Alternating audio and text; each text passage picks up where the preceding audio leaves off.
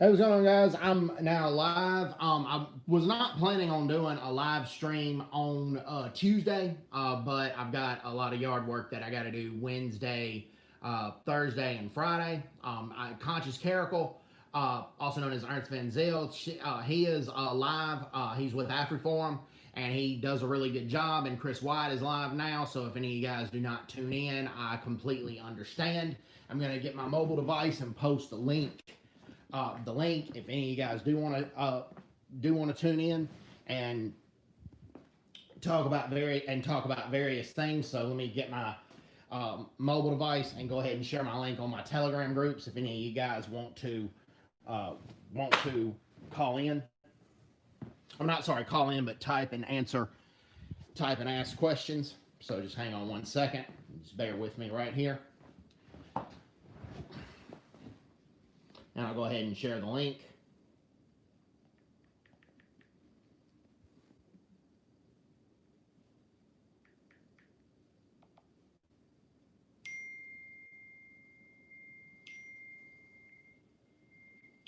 So just hang on one second.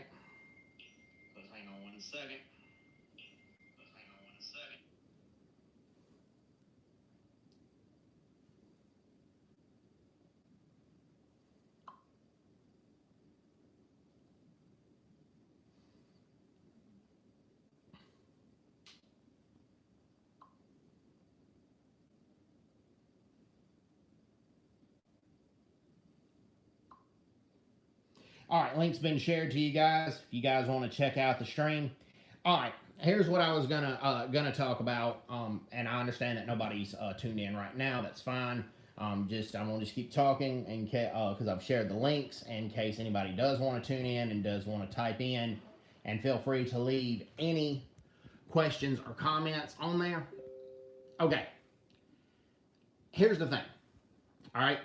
I don't know if you guys know this, but I'm going to talk about Ethiopia and a tyrant that was there named Mengistu Haile Mariam. In the 1980s, he came to power, and this does tie into South Africa and Zimbabwe, so you gotta bear with me, because they gave this, particularly Zimbabwe gave this guy political asylum, and the ANC basically approves of it.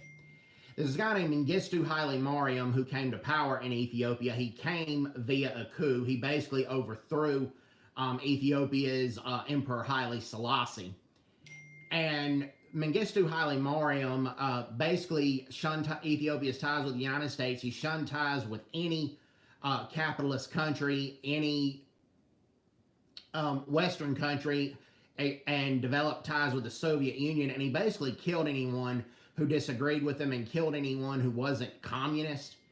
And basically that's what happened with Mengistu Haile Mariam. What he would do is he killed a lot of people in the streets, left them for dead, but left the bodies there to try to scare the general public and scare the general population into submitting to him. And that's basically what transpired. Okay? And yeah, basically that's what transpired. And that was one of the times the hyenas would come into Addis Ababa, and they would come and eat the victims and eat the political opponents. And eventually Mengistu Haile Mariam was overthrown, but he fled to Zimbabwe, and Robert Mugabe gave him basically political asylum. And we all know how good friends Robert Mugabe was with the African National Congress. And basically that's what transpired. And then, but when Robert Mugabe was overthrown and Emerson Mnangagwa came to power, the Ethiopian government asked Emerson Mnangagwa to exile Mengistu Haile Mariam back to Ethiopia to stand trial. And Mengistu Haile Mariam would not do that. He extended the political asylum to he extended political asylum to Mengistu Haile Mariam. He gave Mengistu Haile Mariam political asylum, and that's what transpired. Okay, and when Ethiopia was in the Korean War, many Ethiopian veterans were either killed or they had to hide their Korean War service, because Mengistu Haile Mariam developed extensive ties with North Korea. He developed extensive ties with the Soviet Union, and basically that's what transpired.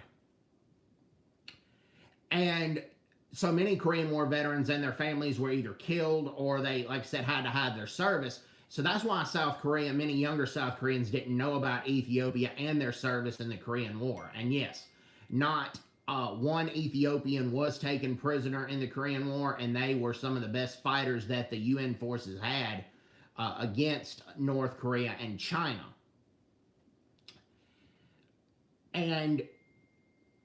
But, I mean, like I said, because of that, and because basically Mengistu Haile Mariam denied Ethiopia's involvement in the Korean War to appease North Korea and China, that's what transpired. And if you guys go to Ethiopia or go to Addis Ababa, I recommend that you guys visit the Red Terror Museum. The Red Terror Museum shows all the torture and all the sick things that Mengistu Haile Mariam did to the general population, and he has the blood of 500,000 people on his hands right now. And basically he does, and he's probably not going to stand trial because Emerson Mnangagwa, and before Emerson Mnangagwa, Robert Mugabe said they're not going to give up Mengistu Haile Mariam to Ethiopia.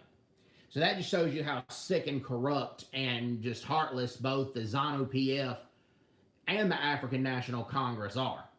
Just basically does. See, another thing that I wanted to talk about, Ronaldo hosts will be having a live stream in about 30 minutes. He has reached 98,000 subscribers. God bless Ronaldo host for doing that. I recommend that you get the channel, and props to Ronaldo host for that.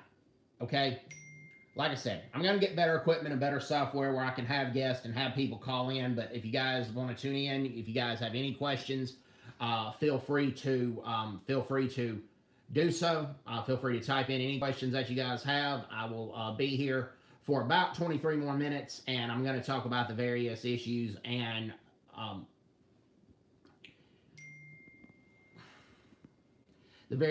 particularly surrounding Africa. Okay.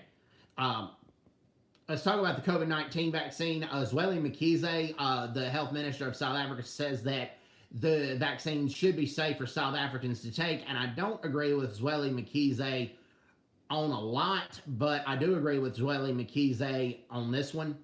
I do agree with him that the COVID-19 vaccines are safe, but they're going to be getting most of their vaccines from India or from the UK, and most of those vaccines are only 50 to 70% effective. The vaccine from the UK, the AstraZeneca vaccine, is only 70% effective versus Pfizer and Moderna's 90% effectiveness. But as I pointed out yesterday, the ANC and their public healthcare system, which they basically have defrauded because they've embezzled a bunch of money from it, they don't have all the refrigerated units necessary in order to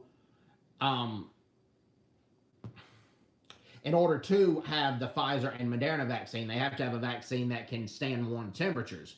But with that being said, I do believe in the COVID-19 vaccine, and I do believe that people should get vaccinated whenever they can. And but the explanation of the level 3 lockdown today was very painful and very headacheish to watch, and it was just a sad situation.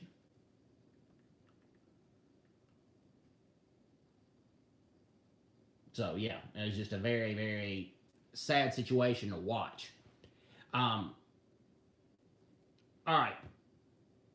One thing I found out today about Pretoria, South Africa, about what's in Pretoria, there is a monument and a wall plaque dedicated to the SAF airmen, the South African Air Force airmen that fought in the Korean War.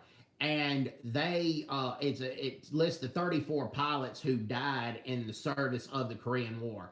And I found that it was in Pretoria, so if you guys are in Pretoria, I recommend that you guys do check that out. And God bless the South African airmen that came to the Korean War. And if nobody tunes in here, I'm going to just go about 10 more minutes. I understand that you guys got things to do. You guys got other live streams to be on. That is not a problem. You guys got things to do, like I said. But like I said, if you guys just want to come to, just feel free to have any comments or questions. Also, look, the ANC lockdown has not been. All right, thank you, Sharon, for tuning in. Yeah, it seems pretty quiet here, but Chris White's still going on with his live stream. Also, Conscious Caracal is about to stream as well, so I can quite understand that. Sharon, what I was gonna point out with the ANC lockdown, it has not been a model. 30% of the COVID-19 cases are in South Africa. South Africa currently has 1.2 million COVID-19 cases. The ANC has not enforced the lockdown in ANC-friendly townships, and they've not led by example, and that's not going to curb the spread of the COVID-19. Also, it's not going to curb the spread of the COVID-19 when somebody, when you arrest people for not wearing a mask, but then you release violent offenders. That's just going to put the corrections officers more at risk, the prison guards more at risk for getting the COVID-19. But I do agree, Sharon, with Swell McKeesey that the COVID-19 vaccine is safe, and I do recommend that people do get the COVID-19 vaccine. I firmly believe that.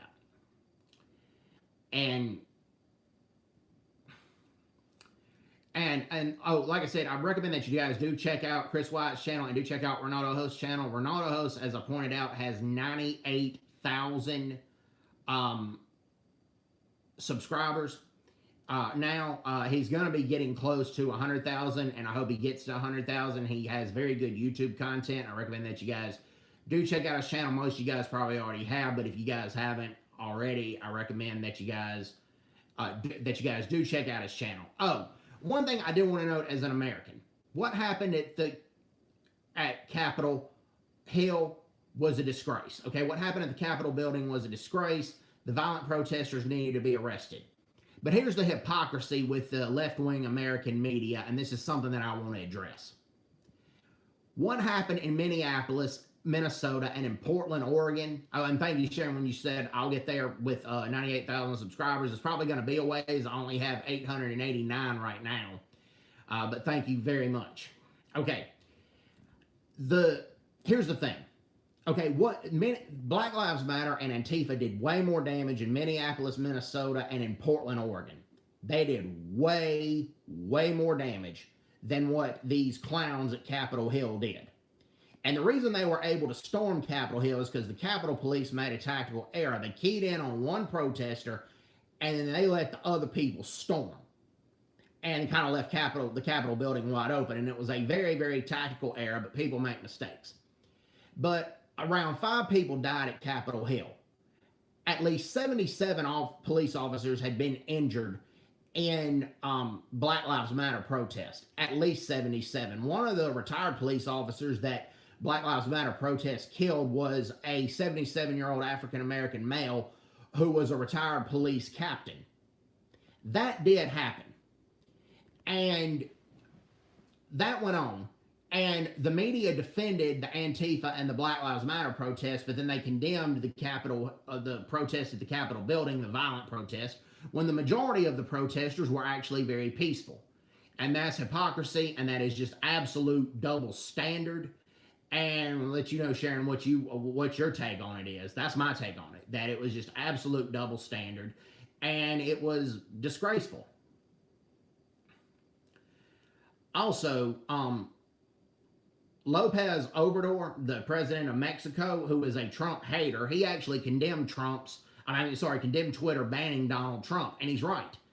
He said that basically violates free speech to do that. Now, Twitter's a private company, and they can do that, but banning somebody for different political views or different views than your own is a recipe for disaster, and it's also a recipe for fascism. And I agree. I think it was totally uncalled for that Twitter banned President Trump, and President Trump didn't call for violence. He called for the violent protesters to go home, and he also called for the violent protesters to remain peaceful. And on my YouTube channel, I posted a video about Twitter banning President Donald Trump, and that was totally uncalled for. And but then Parlor, then there were conservatives in social media who set up a different account called Parlor, and the internet banned Parlor. Now, I can understand why the internet banned Parlor. It was because, now, Parlor wasn't calling for extreme protest or white ring extremism, but there were people on Parlor that were doing that, and Parlor wasn't monitoring their site very carefully. Also, Parlor didn't have a lot of proper software that kept them from being hacked, and Parlor was getting hacked all the time. But I will say this: if Parlor was a radical left-wing social media site, I don't think the social media would have banned Parlor. And Sharon, thank you for attending. But because a lot of other people has not attended the live stream, I'll advertise myself in about 10 minutes and come back in about 10 minutes. But I'm not going to just keep here for just one person. You can go check out Chris Water. You can check out Conscious Caracal. I recommend their channels. And you take care. Hope everybody's doing well. Take care. God bless them. Bye bye. Bye bye.